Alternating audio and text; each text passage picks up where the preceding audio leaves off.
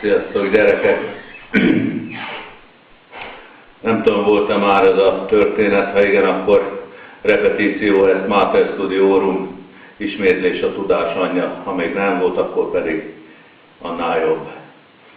Élt Indiában egy nagyon szép fiatal hercegnő, az uralkodó egyetlen lánya, és hát amikor már fölcseperedett és a felnőtt életre készült, volt benne egy kis félelem, hogy hogyan fogja azt végig tudni csinálni, hogyan fogja végigélni az életet, mert tudta, hogy bizony a királyi udvarban, vagy az uralkodói házban, ugye az édesapja vigyázott rá, testőrök hada, de hát amikor az ember az életbe kikerül, akkor bizony hát nem egy nehézséggel kell szembenéznie, és okos lány volt, megkérte az uralkodó egyik bölcsét, hogy hát találjon ki valami olyan szót, amit majd a gyűrűjének a belsejébe bele fog vésetni, és amikor nagy bajba kerül, akkor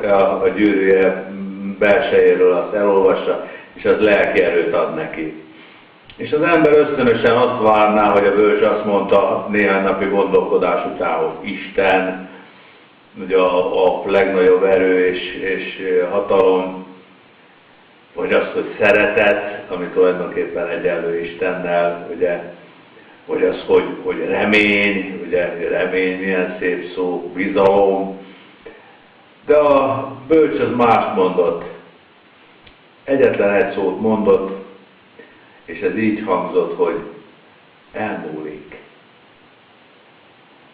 És ebben benne van minden, mert a mi világunk a mulandóság világa, a polaritásé, ahol mindennek kezdete van, de mindennek vége is van.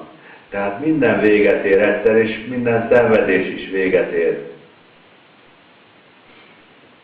És hogyha az ember ezt tudja, akkor sokkal könnyebben viseli el, sokkal nagyobb lelkierővel képes végigcsinálni az ember valamit, ha a végére lát, és azt mondja, hogy igen, ez most van, ez most nagyon rossz, ezt nem lehet megmásítani, nem lehet lehazudni, hogy a fáj, a rossz az rossz, de ennek vége lesz egyszer, és utána meg fogok könnyebbülni.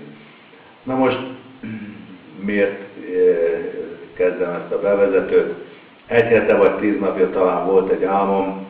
Azt álmodtam, hogy egy csapat ilyen sivatagi túlélő túrára indult, és ha bár figyelmeztettek engem, hogy nagyon veszélyes, és bizony jó páran már otthagyták a fogukat ilyenen, én nagy lelkesen jelentkeztem, és én részt akartam venni, és még ki is választottam, hogy nem is tudom, én talán sítappal megyek, mert lehetett szörföt is választani, hogy a sivatagban fúj a szél, és akkor szörfözik az ember, de ha nincs szél, akkor azt meg nagyon nehéz cipelni, és én gondoltam, maradok a sítappnál, azzal tudok siklani is, meg hát cipelni is még elviselhető.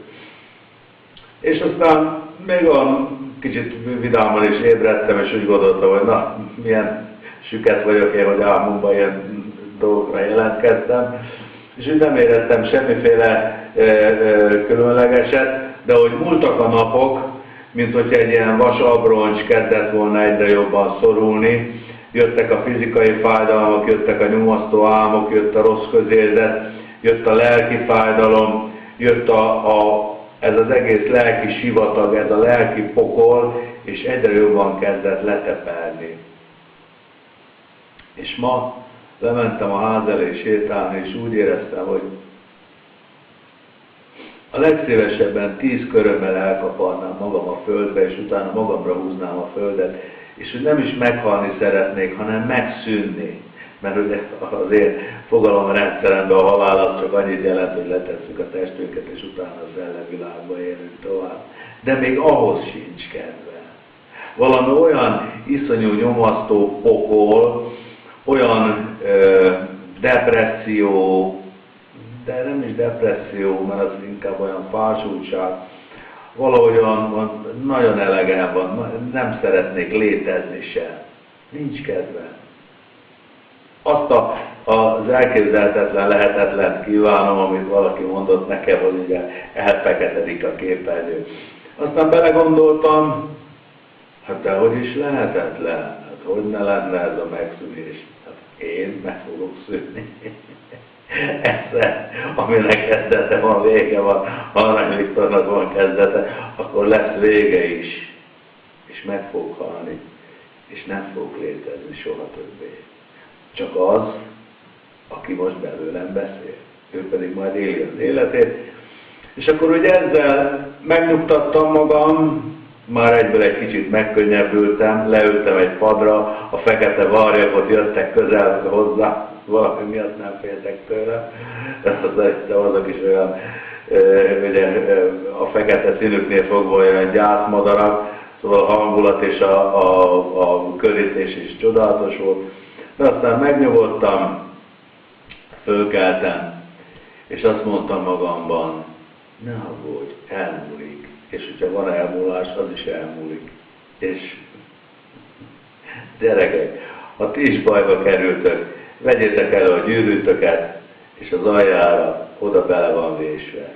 Elmúlik, ne keseredjetek el. Véget fog érni, minden rossznak, minden éjszakának van vége, és eljön a hajnal. És amikor nagyon rosszul vagytok, akkor meg arra gondoltok, hogy hajnal előtt legnagyobb a sötétség, és közeledik a hajnal. Az éjszaka pedig elmúlik. Sziasztok! Hello.